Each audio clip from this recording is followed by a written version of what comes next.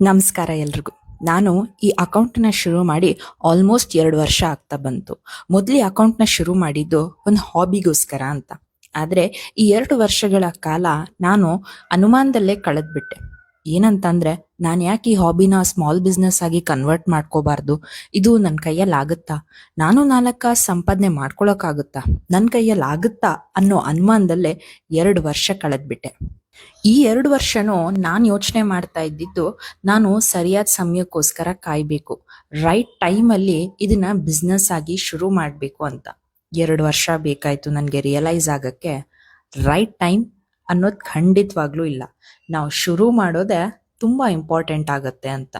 ಹಾಗಿದ್ರೆ ಈ ರಿಯಲೈಸೇಷನ್ ನನಗೆ ಯಾಕೆ ಬಂತು ಅಂತ ಯೋಚನೆ ಮಾಡಿದ್ರೆ, ನನ್ನ ಮಗಳಿಂದ. ನನ್ನ ಮಗಳು ಈ ವರ್ಷದಿಂದ ಸ್ಕೂಲ್ಗೆ ಹೋಗೋದಕ್ಕೆ ಶುರು ಮಾಡ್ತಾ ಇದ್ದಾಳೆ. ಅವಳು ಸ್ಕೂಲ್ ಅಪ್ಲಿಕೇಶನ್ ಫಾರಮ್ ನೋಡಿದಾಗ ಅಲ್ಲಿ ಮದರ್ಸ್ ಆಕ್ಯುಪೇಷನ್ ಅಂತ ಒಂದು ಕಾಲಮ್ ಇತ್ತು.